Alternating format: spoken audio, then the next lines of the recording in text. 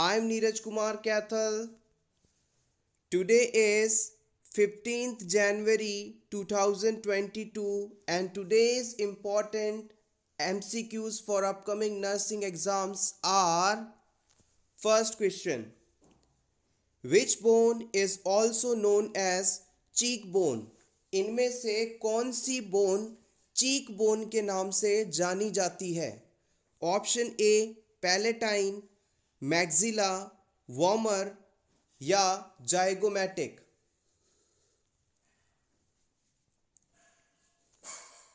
The right answer is option D zygomatic.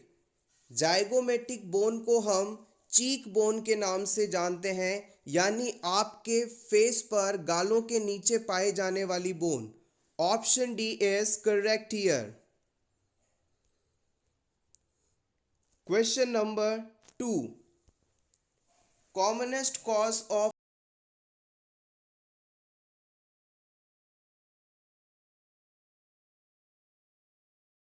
सबसे common cause कौन सा माना जाता है?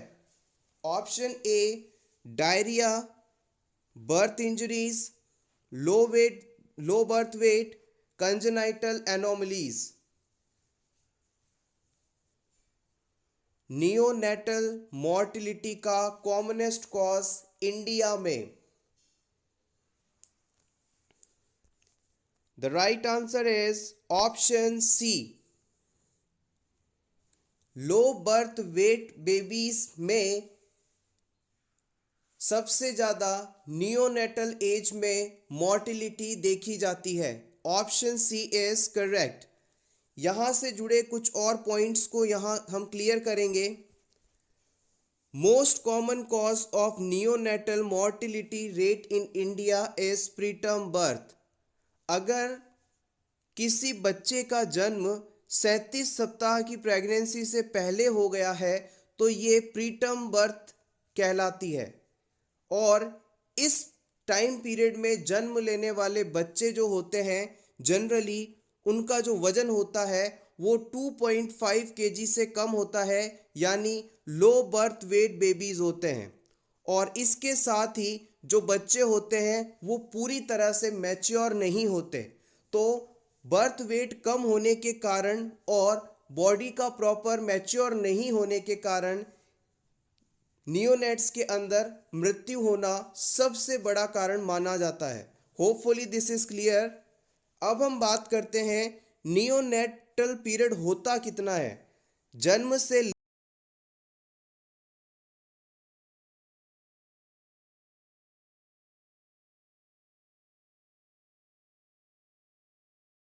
तो आप बताएंगे जन्म से लेकर 7 दिन का समय अर्ली नियोनेटल पीरियड कहलाता है। और अगर आपसे पूछ लिया जाए लेट नियोनेटल,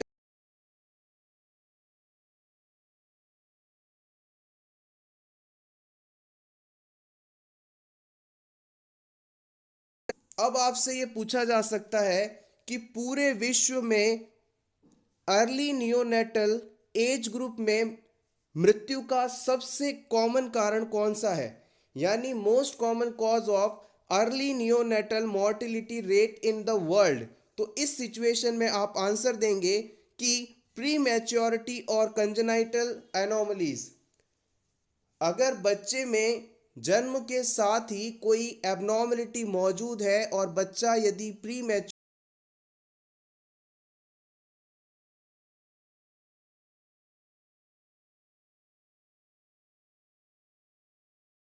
इसके अलावा यदि आपसे पूछा जाए कि 8 दिन की एज से लेकर 28 दिन की एज तक में पूरे विश्व में बच्चे में मृत्यु का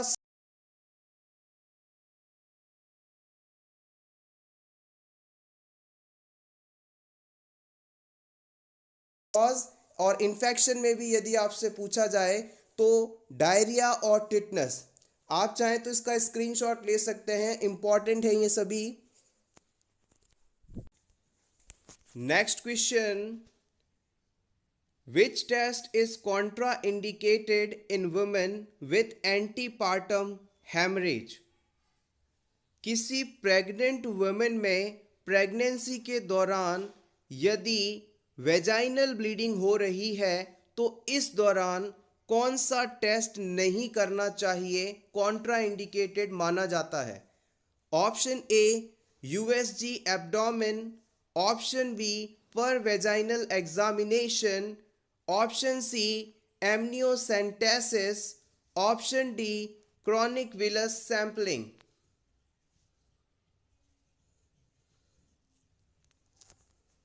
the right answer is option B. अगर प्रेग्नेंट वुमेन में वेजाइनल ब्लीडिंग हो रही है और आप पर वेजाइनल एग्जामिनेशन करेंगे, यानी आप अपने हैंड से, फिंगर से वेजाइना का एग्जामिनेशन करते हैं,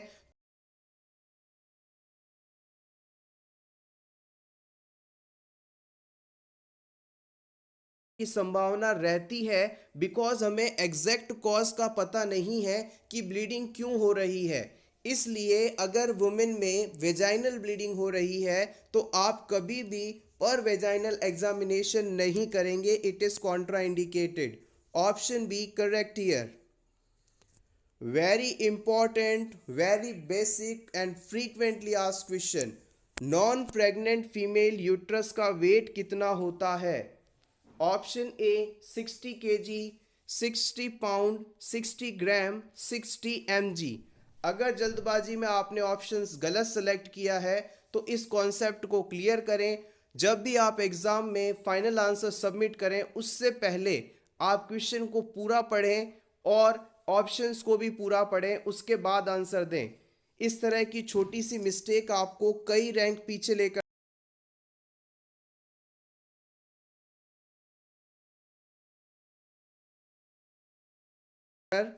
यहाँ पर 60 ग्राम्स जो है नॉन प्रेग्नेंट फीमेल यूट्रस का वेट होगा। Option C correct here. याद रखिएगा, generally exam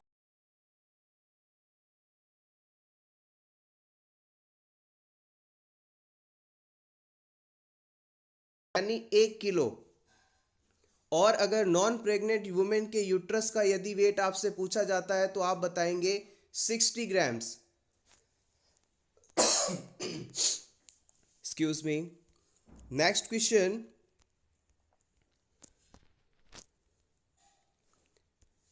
the sequence of steps for neonatal रिसस्टिटेशन।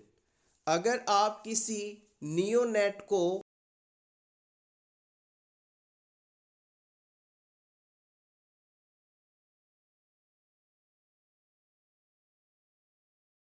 ACT, TABC, neonatal रिसस्टिटेशन में किस सीक्वेंस को आप फॉलो करेंगे?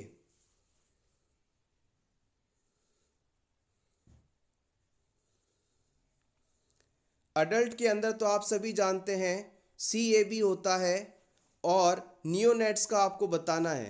The right answer is option D.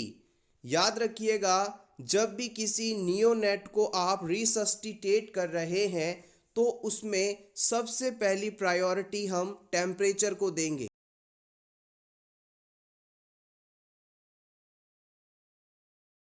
And finally circulation. सो याद रखें, TABC is the sequence of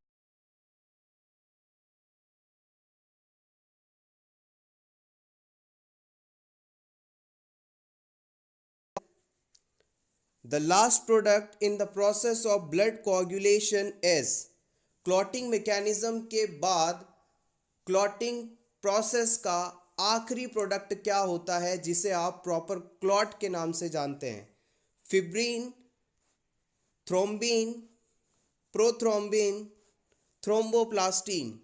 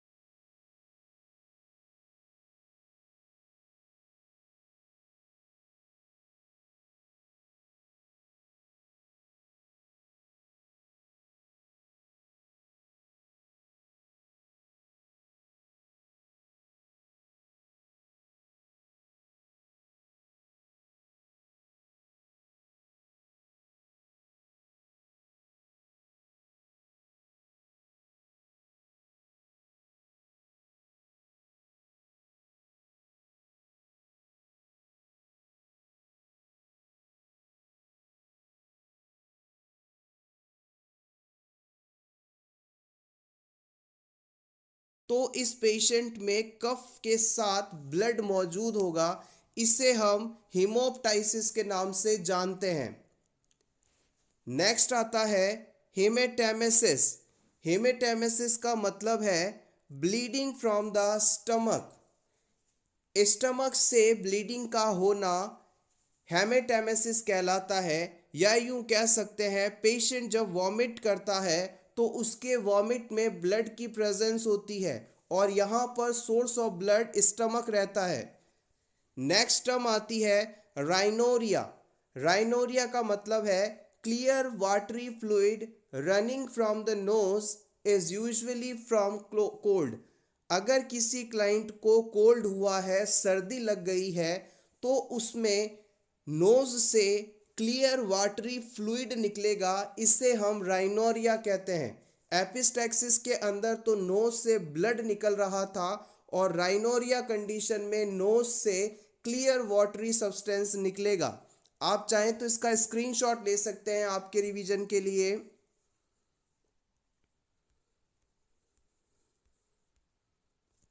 next question, Cooley's anemia is caused by which reason? Cooley's anemia का क्या कारण होता है? Deficiency of vitamin C, deficiency of vitamin B12, deficiency of beta chain of hemoglobin, deficiency of alpha chain. Cooley's anemia.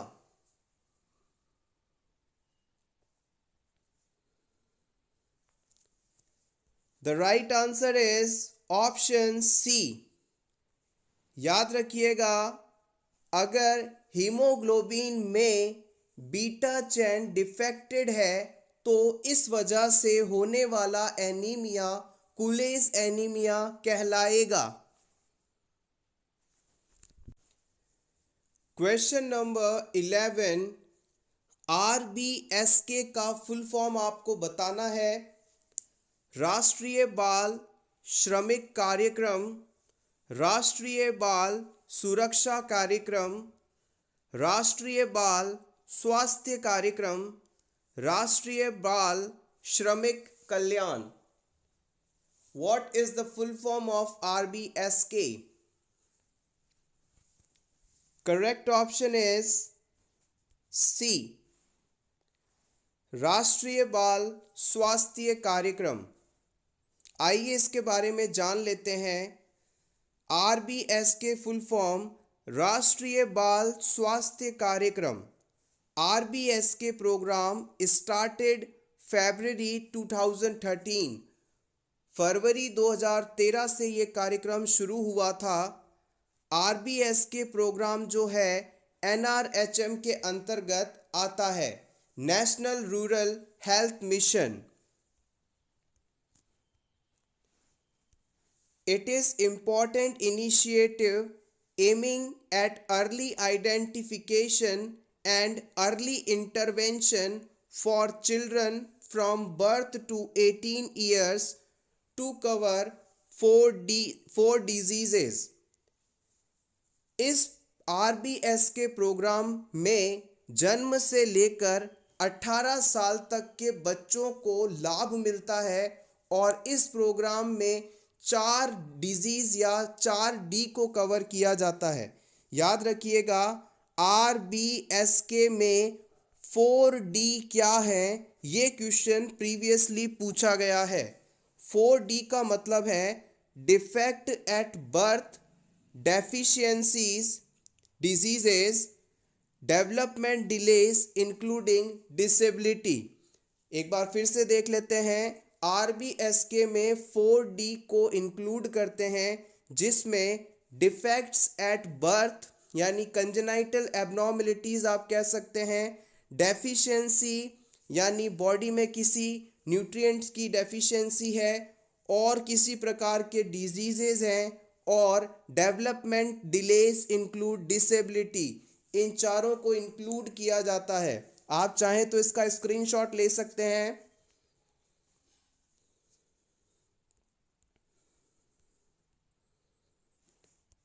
Question number 12, intra ocular pressure बताना है आपको 5 to 10, 10 to 21, 20 to 30, 15 to 25 mm of Hg. The right answer is 10 to 21 mm of Hg. 10 से 21 mm of Hg intra ocular pressure होता है, हमारी eyes का pressure होता है। अगर ये प्रेशर नॉर्मल से ज़्यादा हो तो इसका मतलब है पेशेंट को ग्लूकोमा कंडीशन है। Next question, who coined the term schizophrenia? Schizophrenia term किसने दी थी?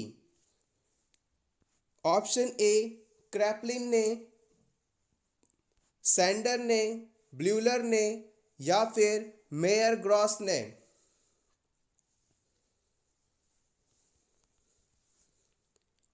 Option C is correct here. Eugen Bleuler नाम के पर्सन ने सबसे पहले सीजोफ्रेनिया टर्म दी थी। Option C correct. Next, early sign of hypoxia. Hypoxia होने पर अर्ली साइन के रूप में क्या देखा जाता है? Restlessness, helplessness, hopelessness, cyanosis.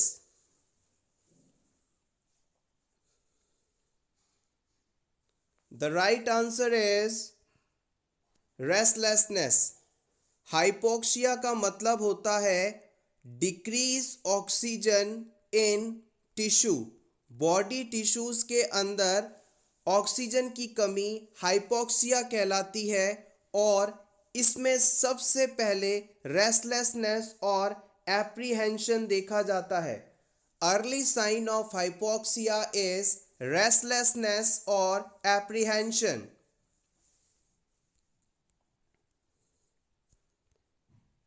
Question number 15.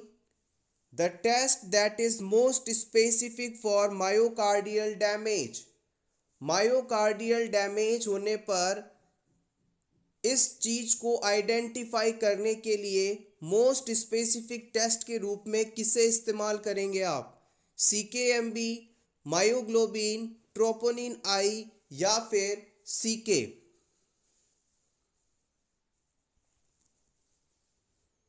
The right answer is option C. हम यहाँ पर ट्रोपोनिन आई को मोस्ट स्पेसिफिक कार्डियक मार्कर के रूप में इस्तेमाल करते हैं। जब भी किसी पेशेंट को मायोकार्डियल इंफ्राक्शन या हार्ट अटैक आता है तो यहाँ पर मायोकार्डियल सेल्स के अंदर डैमेज होता है और इन सेल्स के अंदर ट्रोपोनिन आई पाया जाता है। जैसे ही ये सेल डैमेज होती है, ट्रोपोनिन आई सेल से निकलकर ब्लड में आ जाता है और जब ब्लड टेस्ट में इनका लेवल चेक किया जाता है तो अगर ट्रोपोनिन आई बढ़ा हुआ है तो हम ये समझ जाते हैं कि हार्ट की जो मायोकार्डियल सेल्स हैं वो डैमेज हुई है और पेशेंट को हार्ट अटैक आया है। So option C is correct.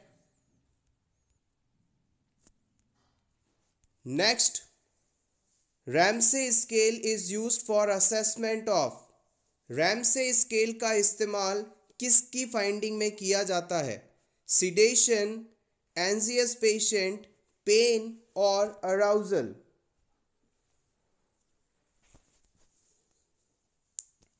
The right answer is option A. Ramsay scale जो है सिडेशन के असेसमेंट में इस्तेमाल किया जाता है। Option A correct. Next question, the snowstorm appearance in the uterus in USG indicate the presence of। अगर किसी क्लाइंट के यूट्रस की सोनोग्राफी करवाने पर उसमें स्नोस्ट्रोम अपीयरेंस दिखाई देती है।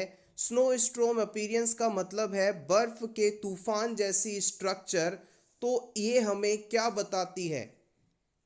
Ectopic pregnancy, fibroid in pregnancy, hydramnios, vesicular mole.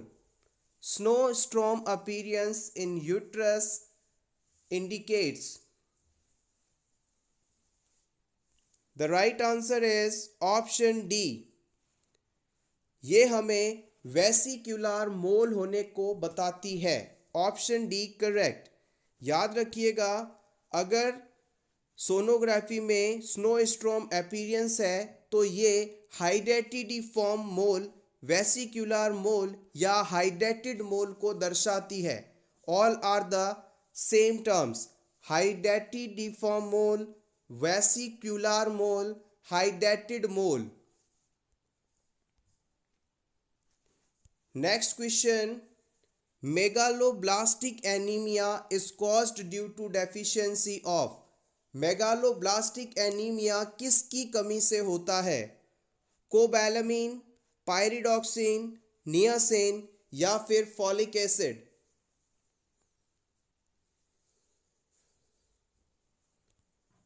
The right answer is option D, folic acid. Folic acid की कमी से मेगालोब्लास्टिक एनीमिया होता है।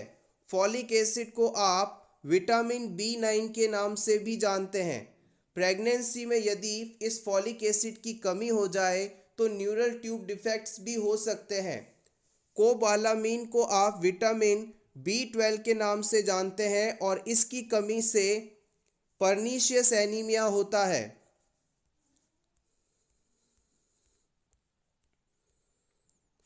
Next question, to control bleeding in child with haemophilia the nurse would expect to give.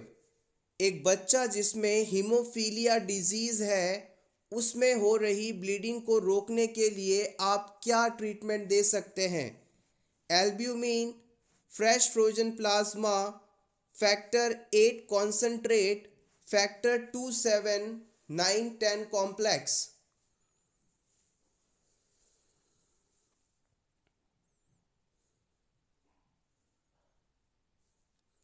The right answer is option B. यहाँ पर हम इस patient को फ्रेश फ्रोजन प्लाज्मा देंगे, FFP देंगे, क्योंकि इस FFP के अंदर सभी क्लॉटिंग फैक्टर्स मौजूद होते हैं। यहाँ पर क्वेश्चन में हीमोफीलिया कौन सा है ये स्पेसिफिकली बताया नहीं गया है। अगर हीमोफीलिया ए होता क्वेश्चन में यहाँ पर मेंशन, तो आप यहाँ पर फैक्टर 8 दे सकते थे जो कि ब्लीडिंग को रोक देता, क्योंकि हीमोफीलिया ए के अंदर क्लॉटिंग फैक्टर नंबर 8 की डेफिशिएंसी हो जाती है। लेकिन यहाँ पर ये चीज़ क्लियर नहीं थी। हो सकता है क्लाइंट को हीमोफीलिया बी हो जो कि क्लॉटिंग फैक्टर 9 से हो रहा हो, इस वजह से हमने ऑप्शन सी को सही नहीं माना। हीमोफीलिया एक रॉयल डिजीज है। सबसे पहले इसे शाही परिवार में खोजा गया था। यहाँ पर डिफरेंट क्लॉटिंग फैक्टर्स की डेफिशिएंसी के कारण क्लॉट फॉर्मेशन नहीं हो पाता और थोड़ी सी भी इंजरी होने पर सीवियर ब्लीडिंग देखी जाती है। एल्ब्यूमिन हमारी बॉडी में सबसे ज़्यादा पाया जाने वाला प्लाज्मा प्रोटीन का टाइप है। इसकी डेफिशिएंसी से एसाइटिस जैसे डिजीज़, बॉडी में एडिमा आदि हो सकती हैं। फैक्टर 2, 7, 9 और 10 इसका निर्माण विटामिन के द्वारा लीवर में किया जाता है और ये सभी क्लॉटिंग फैक्टर्स हैं। Very important question, nitroglycerin is administered by which route? आपको बताना है नाइट्रोग्लिसरीन किस रूट से एडमिनिस्टर किया जाता है। सबलिंगुअल, इनहेलेशन, पैरेंट्रल और insertion?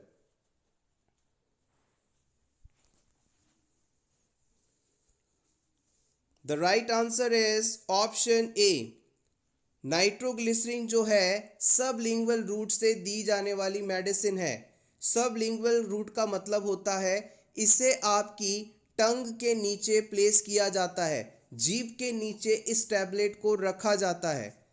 Nitroglycerine tablet form, spray form दोनों में ही उपलब्ध होती है और क्रिटिकल केयर यूनिट में जहां पर कार्डियक मॉनिटर्स की फैसिलिटी अवेलेबल है वहां पर हम नाइट्रोग्लिसरीन को आईवी रूट से भी दे सकते हैं।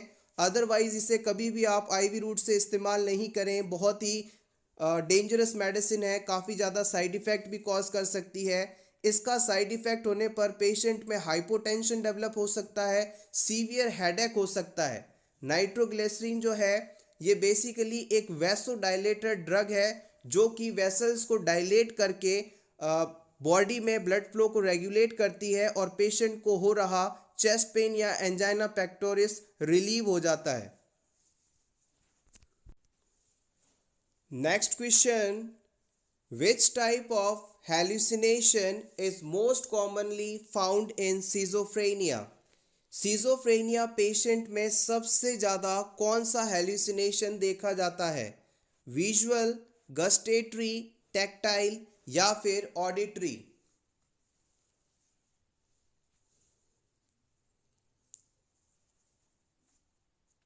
The right answer is option D.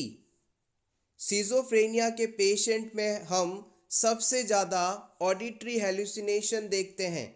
Auditory hallucination का मतलब होता है पेशेंट को कुछ ऐसी आवाज़ें सुनाई देती हैं जो कि वास्तव में होती ही नहीं है।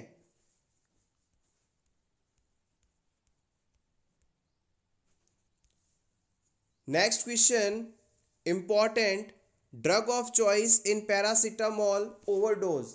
अगर किसी पेशेंट ने पैरासीटामोल की ओवरडोज ले ली है तो इससे ट्रीट करने के लिए एंटीडोट के रूप में, ड्रग ऑफ चॉइस के रूप में क्या देंगे आप? नैलोक्सोन, एट्रोपिन सल्फेट, नियोस्टिग्माइन या फिर N acetyl cysteine? Basic but important, the right answer is option D. Paracetamol की ओवरडोज होने पर N acetyl cysteine as a antidote इस्तेमाल करते हैं। नैलोक्सोन या नारकेन ओपियोइड ड्रग की ओवरडोज होने पर इस्तेमाल किया जाता है। Next question, clinical death is also known as. Clinical death को आप और किस नाम से जानते हैं? Brain death, accidental death, legal death, biological death?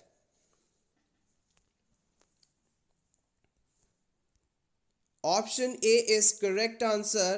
Clinical death को हम ब्रेन डेथ के नाम से भी जानते हैं।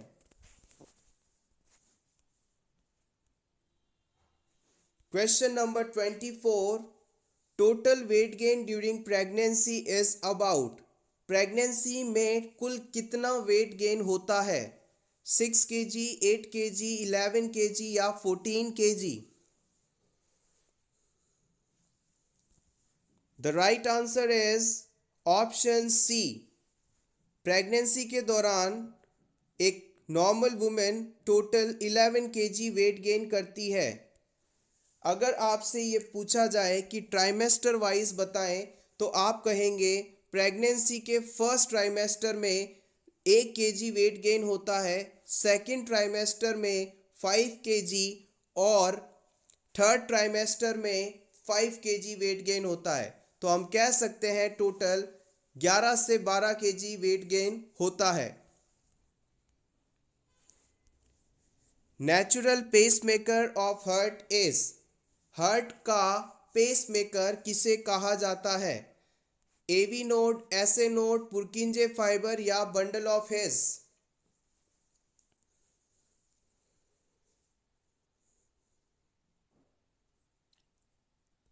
The right answer is option B.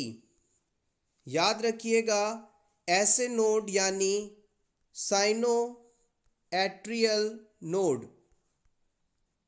Cyano atrial node में ऐसी क्षमता पाई जाती है कि ये हार्ट को कॉन्ट्रैक्ट करवाता है, ये इम्पल्स जनरेट करता है जिसकी वजह से हार्ट में कॉन्ट्रैक्शंस होते हैं और इसलिए इसे नेचुरल पेसमेकर ऑफ हार्ट के नाम से जाना जाता है। याद रखिएगा, ऐसे नोड की लोकेशन भी कई बार पूछी गई है। मान लीजिए ये हमारा हार्ट है, हमारे हार्ट के राइट एट्रियम में जिस जगह पर सुपीरियर वेना कावा ओपनिंग होती है उसके बिल्कुल पास ही ऐसे नोड पाया जाता है। ऐसे नोड के द्वारा 60 to 100 बीट्स पर मिनट की रेट से इंपल्स जनरेट किए जा सकते हैं। Next question, the infant doubles his or her birth weight at which month? The options are 6 months, 5 months, 7 months, 8 months. किस उम्र पर इन्फेंट का वजन उसके जन्म के वजन का 2 गुना हो जाता है? The right answer is option A, 6 months. इस क्वेश्चन में थोड़ा कॉन्ट्राडिक्शन देखा जाता है. कई बुक्स के अंदर आपको आंसर 5 मंथ्स मिलेगा और कई बुक्स के अंदर आपको 6 मंथ्स मिलेगा. तो यहाँ पर डिपेंड करता है एग्ज़ाम में आपको कौन सा ऑप्शन दिया जाता है. मोस्टली आप आंसर 6 मंथ्स को कह सकते हैं बिकॉज यहाँ पर तो लगभग वेट डबल हो ही जाता है. लेकिन फिर भी इस क्वेश्चन का answer book to book vary करता है, एग्जामिनर पर निर्भर करता है. So be careful while answering such questions. Exam में 1 से 2 क्वेश्चंस ऐसे होते हैं जिसका आंसर पेपर बनाते समय ऑथर ने, डिज़ाइनर ने किस बुक से लिया है उसके बिहाफ पर मानता है. So it depends on them. Question number 27. Unshakable belief is known as. Unshakable belief का क्या मतलब है? Hallucination, illusion, delusion, perception. The right answer is option C, it is delusion. Unshakable belief को आप डेल्यूशन के नाम से जानते हैं. आइए कुछ टर्म्स हैं जिन्हें एग्ज़ाम में फ्रीक्वेंटली पूछा जाता है. सबसे पहला होता है delusion. Unshakable, false, fixed belief about something और एनी ऑब्जेक्ट. अगर किसी पेशेंट ने किसी पर्टिकुलर चीज़ के बारे में कोई चीज़ मान ली तो आप उसे, वो कितना भी गलत हो, आप कितने भी फैक्ट्स उसके सामने रख दें, उसके इस बिलीफ को आप बदल नहीं सकते. ये कंडीशन डेल्यूशन कहलाती है. Delusion is a false unshakable belief. Next बात करते हैं हेल्यूसिनेशन की. It false perception without any stimulation. Hallucination का मतलब होता है कि बिना किसी रियल स्टिमुलाई के पेशेंट को वो चीज़ परसीव होना. मान लीजिए पेशेंट को ऑडिटरी हेल्यूसिनेशन है तो पेशेंट को कुछ ऐसी आवाज़ें सुनाई देंगी जो वास्तव में उस समय वहाँ पर है ही नहीं. इसका अदर एग्जाम्पल देखें तो पेशेंट को विजुअल हेल्यूसिनेशंस हो सकते हैं. पेशेंट को कुछ ऐसी चीज़ें दिखाई देंगी या ऐसा कोई पर्सन दिखाई देगा जो वास्तव में होता ही नहीं है. This is called hallucination. Next हम बात करते हैं इल्यूजन की. इल्यूजन का मतलब है perception with misperception, misperception with real stimuli. Illusion में स्टिमुलाई तो होता है लेकिन पेशेंट उसे गलत परसीव करता है. इसका सबसे सटीक और सिंपल एग्जाम्पल है, मान लीजिए आप अंधेरे में कहीं जा रहे थे और आपने अचानक रोड पर पड़ी एक लकड़ी को सांप समझ लिया. आपने रोड पर पड़ी एक लकड़ी को अंधेरे की वजह से सांप समझ लिया. तो ये इल्यूशन का एग्जाम्पल है. यहाँ पर स्टिमुलाई के रूप में लकड़ी तो है लेकिन इसका मिस परसेप्शन किया गया, गलत परसुएशन किया गया. तो this condition is called illusion. आप चाहें तो इसका स्क्रीनशॉट ले सकते हैं. फ्रेंड्स, अगर आपको आज के ये क्वेश्चंस, ये वीडियो अच्छा लग रहा हो तो प्लीज़ वीडियो को लाइक कर दीजिएगा. और पहली बार आप इस चैनल पर आए हैं तो for nurses preparation YouTube channel को ज़रूर सब्सक्राइब करें. आपकी प्रिपरेशन के लिए रेगुलरली हम इसी तरह के वीडियोस अपलोड करते रहते हैं. दोपहर 3 बजे इस चैनल पर थ्योरी से रिलेटेड वीडियो आपको मिलता है, जबकि रात को 8:30 बजे MCQs का वीडियो आपके लिए पब्लिश किया जाता है. Thank you so much. Question number 28. Most common type of anaemia in pregnancy. Pregnancy के दौरान सबसे ज़्यादा होने वाला एनीमिया टाइप आपको बताना है। Iron deficiency anaemia, megaloblastic anaemia, pernicious anaemia या फिर इनमें से कोई भी नहीं।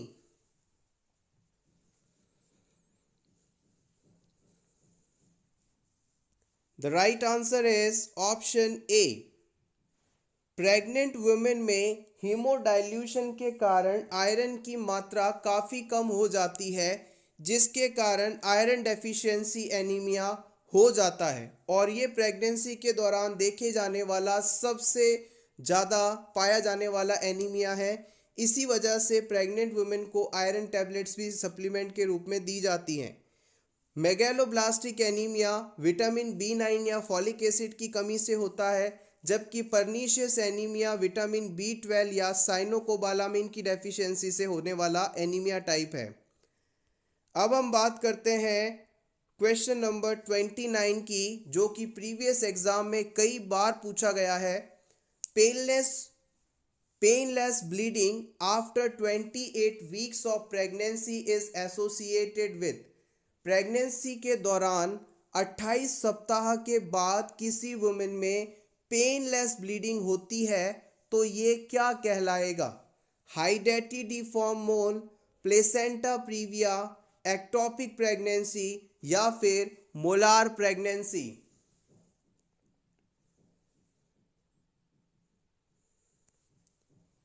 The right answer is option B. It is called placenta previa.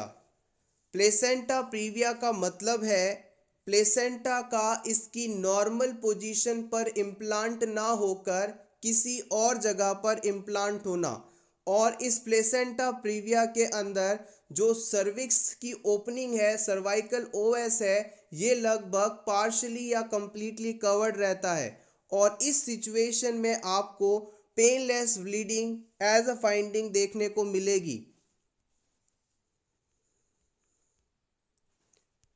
Question number 30, the permanent cessation of menstruation is. अगर किसी वुमेन में परमानेंटली मेंस्ट्रुअल साइकिल रुक जाए तो ये कंडीशन क्या कहलाएगी? Amenorrhoea, menopause, oligomenorrhoea, hypomenorrhoea.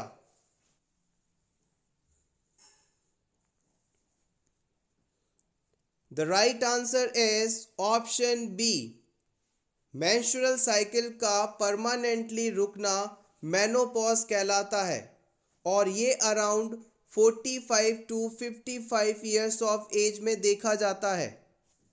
Menarche का मतलब होता है स्टार्ट ऑफ मेंस्ट्रुएशन, वो अराउंड 13 ईयर्स पर देखा जाता है।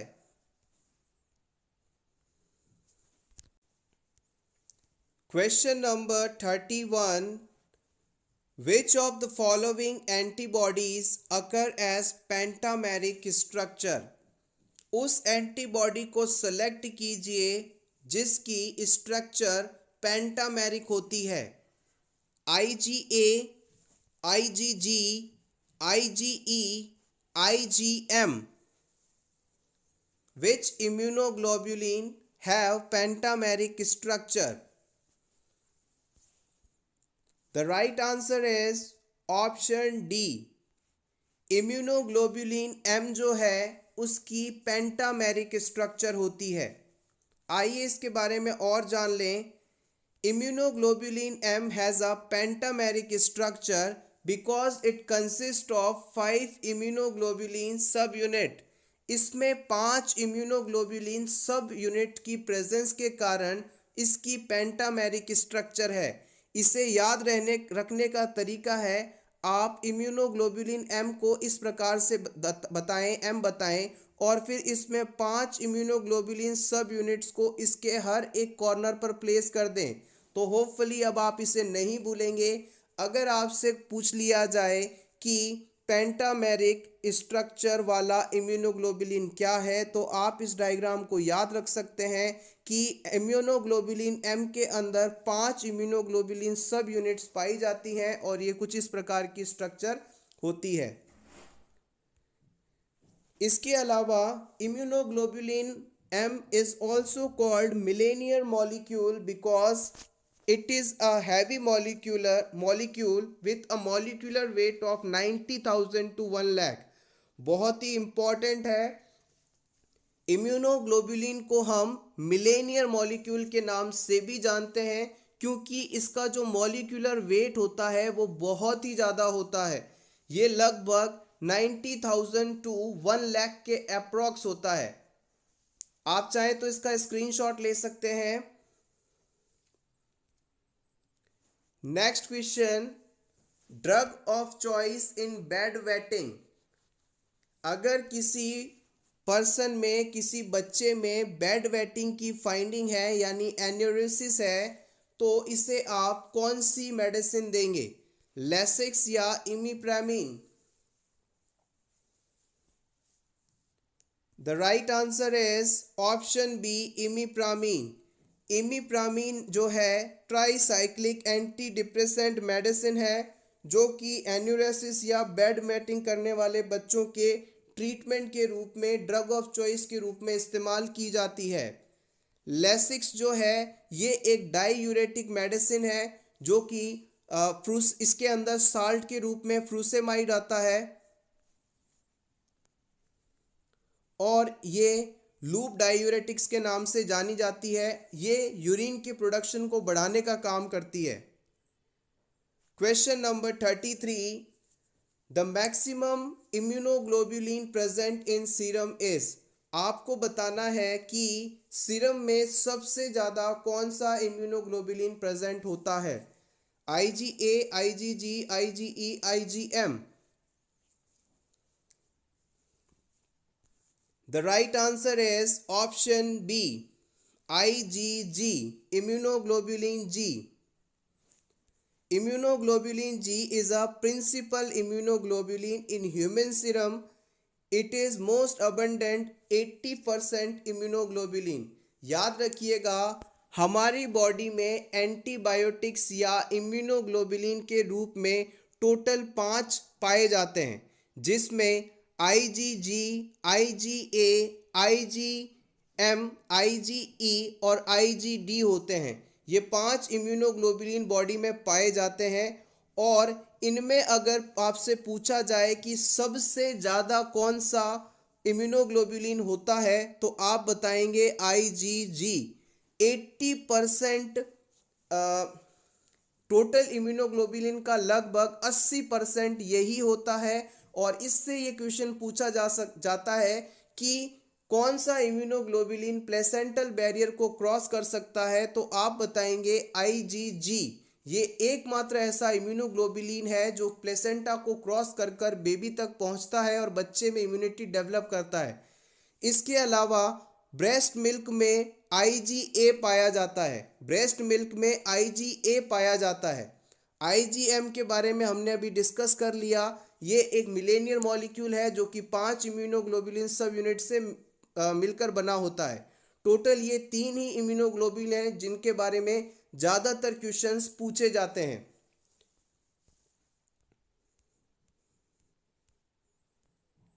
Next question, short shuffling gait is characteristically seen in. आपको बताना है एक पेशेंट जो कि छोटे छोटे कदमों के साथ लड़खड़ाता हुआ चल रहा है तो ये फाइंडिंग कौन से पेशेंट में देखने को मिलेगी, एल्जाइमर डिजीज़ के पेशेंट में, पार्किंसन डिजीज़ के पेशेंट में, मल्टीपल स्क्लेरोसिस वाले पेशेंट में या फिर माइस्थेनिया ग्रेविस वाले पेशेंट में? Short shuffling gait, the right answer is option B, Parkinson disease वाले पेशेंट में शॉर्ट सफलिंग गेंट देखा जाता है, यानी वो बिल्कुल छोटे छोटे कदमों से लड़खड़ाते हुए चलता है, आगे झुककर चलता है, उसके चेहरे पे किसी भी प्रकार के एक्सप्रेशंस नहीं होते, मास्क ऑन फेस जैसी अपीयरेंस होती है। इसके अलावा माइस्थेनिया ग्रेविस में आपको पटोसिस कंडीशन देखने को मिलती है। Ptosis is a drooping of eyelids. Next basic but important, after meal is abbreviated as. Doctor के प्रिस्क्रिप्शन में आपको कौन सा एब्रीवेशन लिखा मिले जिसके बिहाफ पर आप कहेंगे कि इस मेडिसिन को खाने के बाद लेना है, आफ्टर मील लेना है? PRN, PM, PC, HS?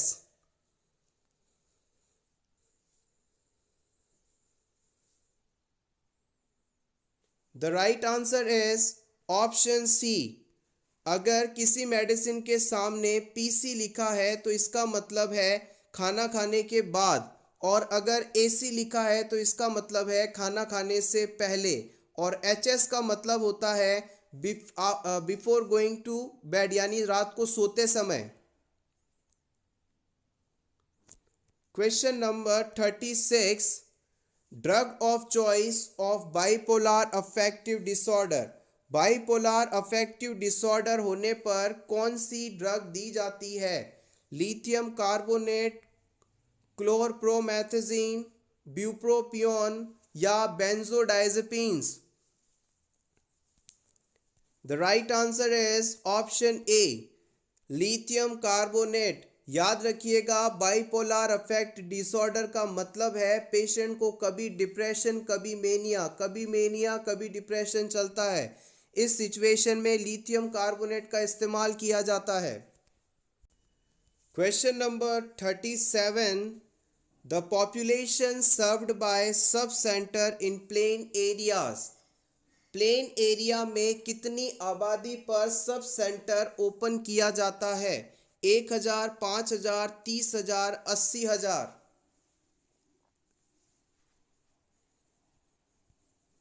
The right answer is option B. याद रखिएगा, अगर आपको मैदानी क्षेत्रों में, प्लेन एरिया में सब सेंटर ओपन करना है तो वहाँ की पॉपुलेशन कम से कम 5,000 होनी चाहिए, और अगर हिली, ट्राइबल, डेजर्ट एरिया में सब सेंटर ओपन करना है तो इसके लिए 3,000 की आबादी होना जरूरी है। Next important question.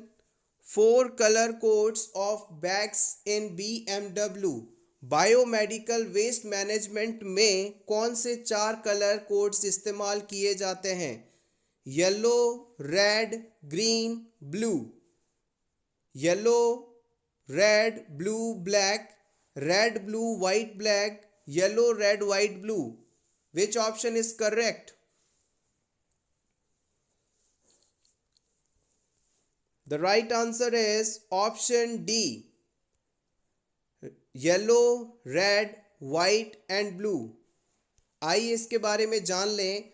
According to biomedical waste management amendment act 2016, black bag is removed and white bag is added.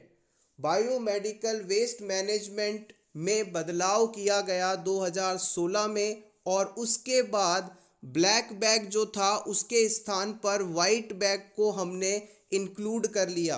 तो अब येलो, रेड, ब्लू और वाइट, ये 4 कलर्स इस्तेमाल किए जाते हैं। Yellow, red, blue, white.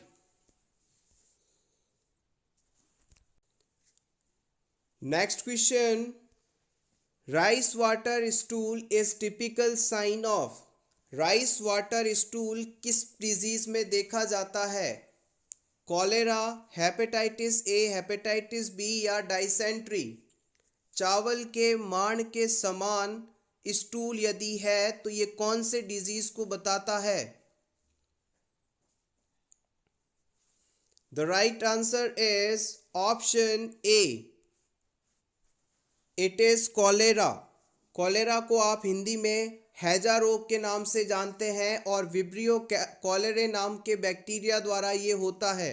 बहुत ही डेंजरस कंडीशन है।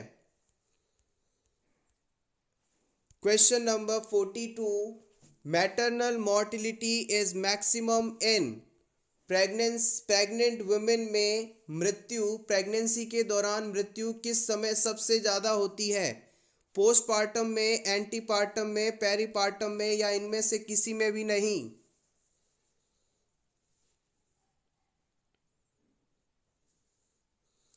The right answer is option B. याद रखिएगा, बच्चे को जन्म देने के बाद यानी पोस्टपार्टम पीरियड में मैटरनल मॉर्टिलिटी सबसे ज़्यादा देखी जाती है। Maternal mortality is maximum in postpartum period. Next question, normal length of newborn at birth is, जन्म के समय नवजात शिशु की कितनी लंबाई होती है? 20 से 25 सेंटीमीटर, 45 से 50, 70 से 80, 78 से 85 centimetres. The right answer is option B. Newborn baby का जन्म के समय लेंथ 45 टू 50 सेंटीमीटर्स होता है, 45 से 50 centimetre. Question number 44, major protein digesting enzyme present in pancreatic juice is, pancreatic juice में प्रोटीन के डाइजेशन के लिए पाया जाने वाला मेजर एंजाइम कौन सा है? ट्रिप्सिन, एमिनोपेप्टाइडेज, पेप्सिन या फिर डाइपेप्टाइडेज?